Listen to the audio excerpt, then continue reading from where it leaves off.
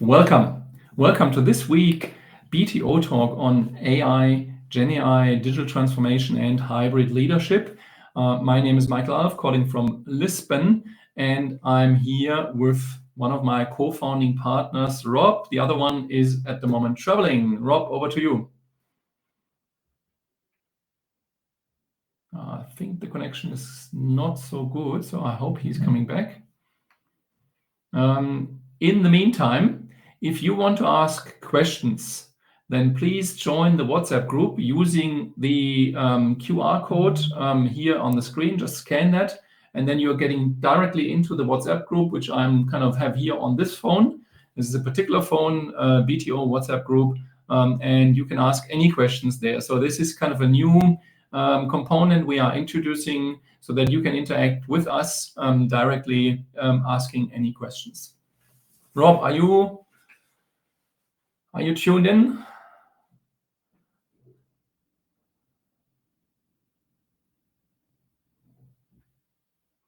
Seems not. Look, oh, he dropped out now. So okay, that's well. So it's basically me, and I want to kind of share a little bit. Well, maybe I'll share a few news then and updates, and then we'll see if we can have the conversation, which is a really interesting conversation around cultural changes in the adoption of AI. And we are working a lot in the Middle East, especially, and there's some interesting aspects. But I want to share something. What's happening right now? One of the big news is what we're seeing right now, and it seems Rob is coming back. Is that kind of this this race between the US, especially with the new AI Action Act, and China. And one area where this really is relevant is in the models. Yeah, so all the big kind of paid closed models are coming from the US. They also have with Llama, of course, an open source model. But the really good and best open source models are all from China. So they're really focusing on that, and we're having an incredible momentum. And momentum counts, when you develop in this direction. And what is interesting is that the quality of the open source models is now better than the closed models just back 6 months ago. Yeah, so this is really interesting to see. So you need to compare just the 6 months basis, because for most organizations, 6 months, there's not happening too much. In this space, it happens very, very quickly. So the open models, the Chinese open models, are still slightly behind the closed models, yes, because there's billions going into this. But, and this is important for companies to reflect on, they are better than the closed models just 6 months ago. And they are on a very, very high level already. So this is an interesting race, and it shows kind of the different directions in the world where we're heading. These two superpowers are also AI superpowers. The third one clearly is especially Saudi Arabia and Middle East, who are pushing a lot in this direction. And other regions, to be honest, they are struggling, kind of following up. So this is kind of one share, and it seems, Rob, you made it back. That's great. Yes, I'm sorry, the signal's not great here. So this is Rob Thurner in Cornwall today, down in the southwest of the UK, and very happy to be joining you, Michael. So I picked up the end of your trail there. Really interesting. So it's the reflection here. Do we see there will be for large organizations, a preference for one over the other? All the conversations I'm having with clients around LLMs shows a real appetite for keeping testing different options, seeing which is the best one. I was just back from the Middle East this week, where interest in DeepSeek and other LLMs I'd not heard of before. So do you think the sort of experimentation with different LLMs and differences is an ongoing situation? And we're advising individuals to focus on one LLM, get comfortable with the functionality of that, and then move on to others. But on a corporate level, where's your reflection? Where do you think businesses will be in 6 months? Yeah, I think that's a great question. Look, I think there's different layers here. what you need to look at. So one is the LLM, to simplify, is just the engine, and they're all developing and getting better. And they're getting to a level where they become math world champion. They're becoming PhD level intelligence. And now GPT-5 is around the corner. So that will be another massive leap. So the question is, how much do companies really need to dive into this discussion? My view is not too much. And for the following reasons. From a management perspective, it is not a super important topic. Yes, it's nice to kind of look at it, but it's actually it's not a CEO topic. It's not a C-level topic if you're using DeepSeek or another model. There is maybe an element of there. Of course, you have to be involved. Is it closed or open? These kind of questions. Is it politically okay to use a US model or a Chinese model or whatever, an Arabic model or a Swiss model? That's all fine discussions, and that's fine.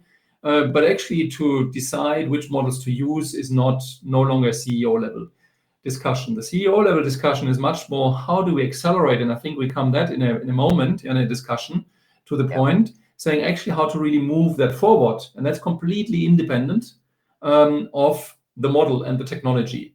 And this is kind of reflects these 3 layers, and just wrote a LinkedIn post yesterday in my newsletter, if you kind of pick that up, exactly about those 3 levels. And they show level 1, personal productivity, level 2, process improvement. And process improvement is technology agnostic, but it's driving kind of the enabled AI transformation by the CEO. That is actually the conversation.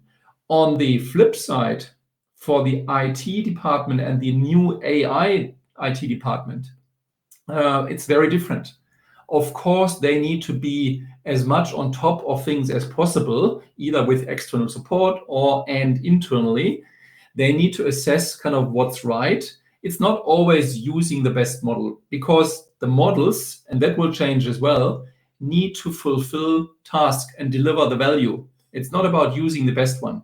It's actually fulfilling the task at the quality required. That's number 1. And number 2 then becomes the cost. Outside of all the things, the political things.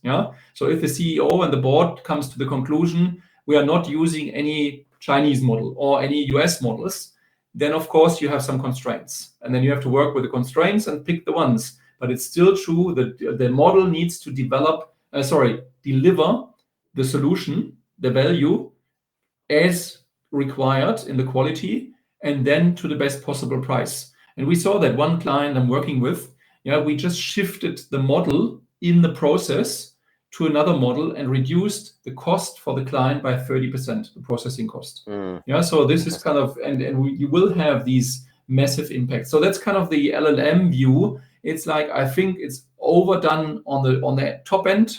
So there is no board discussion on LLMs, to be honest. Except of some elements of it. And there's probably not enough on the lower level, because you need to have deep technical expertise and experience to actually work on that. And the future architectures most likely will look basically to some extent LLM agnostic, not fully, because that's not that simple, but to some extent LLM agnostic, which means you can swap LLMs, which, by the way, means then you have to test the solution again, because the results are different. So depending on what you want. So that's a little bit of a longer answer and response to your question. I hope that makes sense in this discussion. So it's like, this is partially overhyped at some level, and partially, let's say, kind of undercovered in other areas. So, Rob, because we'd love to have now, and you just mentioned that you were in the Middle East for some workshops, and I think that came up a really interesting conversation for you around the cultural acceptance of the adoption, or the challenges adopting AI in a cultural context. Maybe if the quality allows, maybe you can elaborate a little bit more on that. Let's see. It was in actually quite good quality before. Otherwise we wouldn't have started it, of course. What was You're not coming across yet. Transportation group.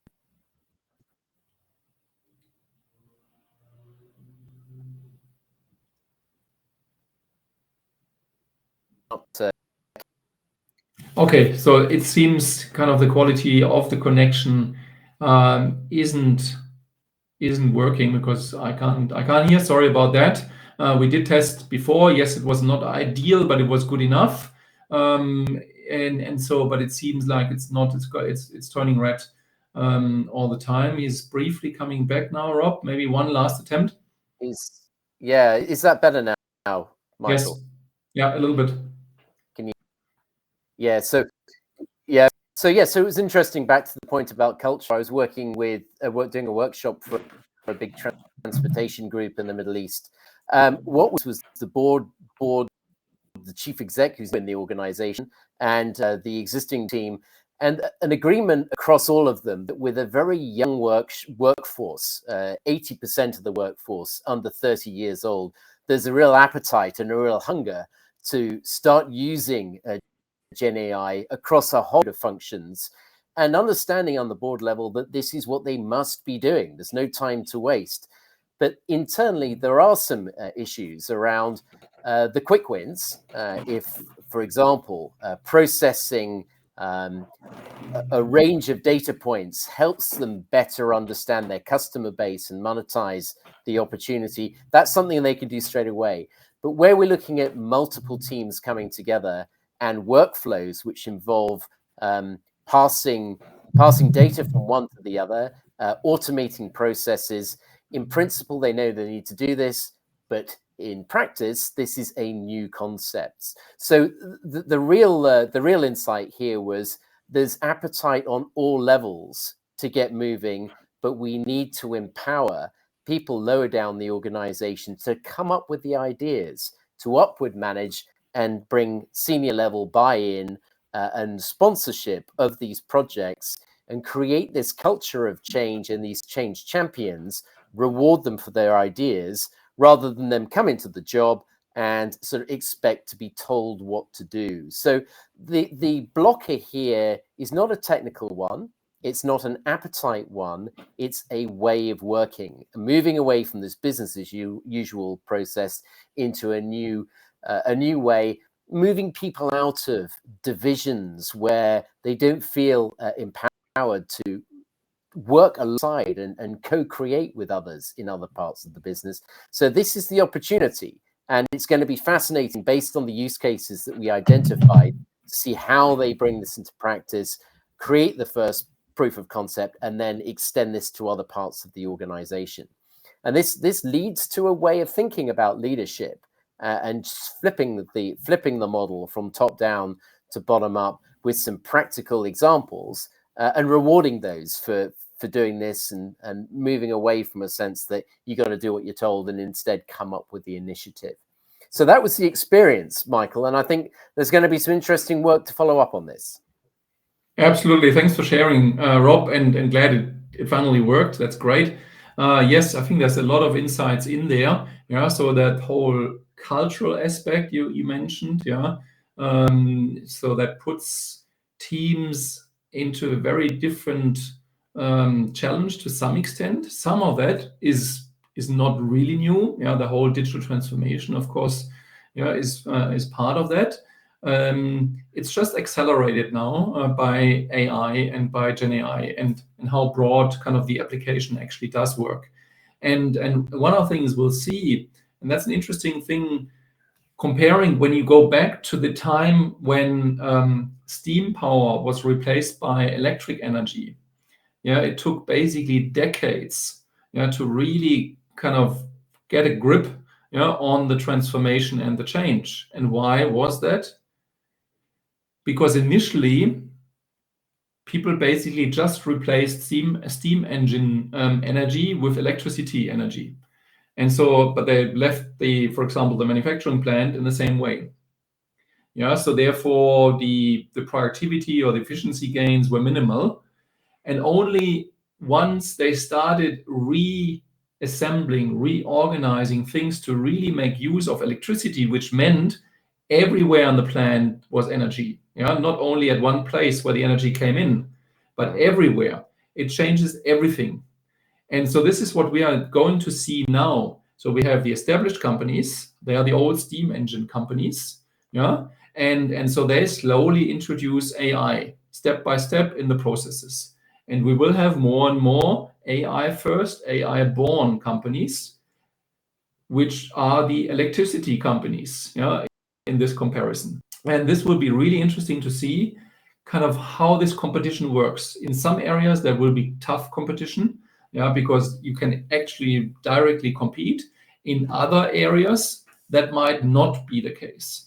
So if you have, for example, and logistics is a classical example, if you have asset-heavy industries, where you need, for example, railways.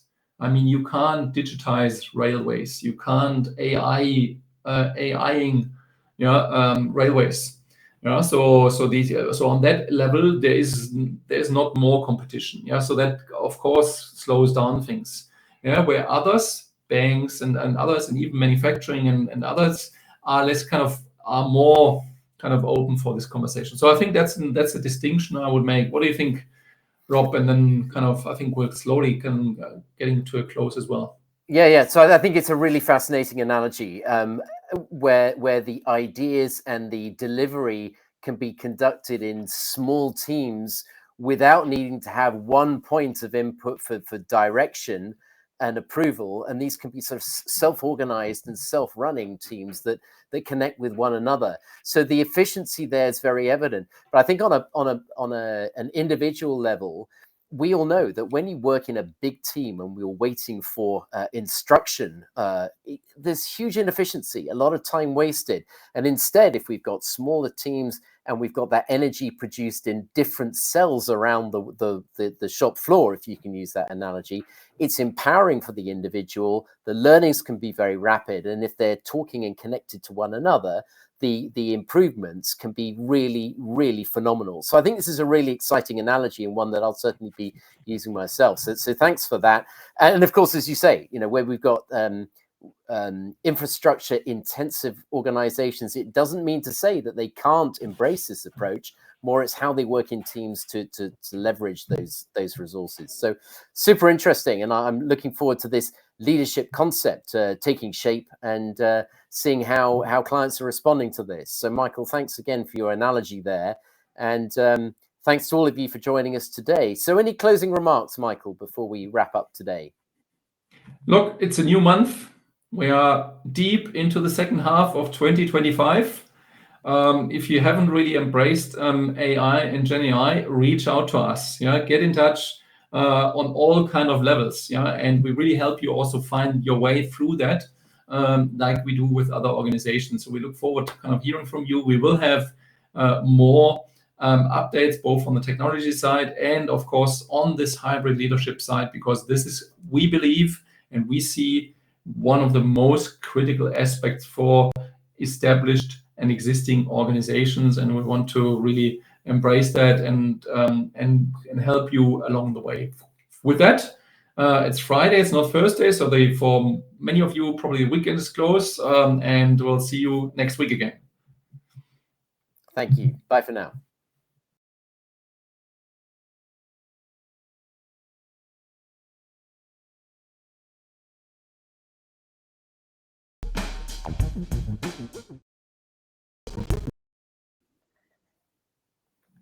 That signal was horrible. Sorry. How much of that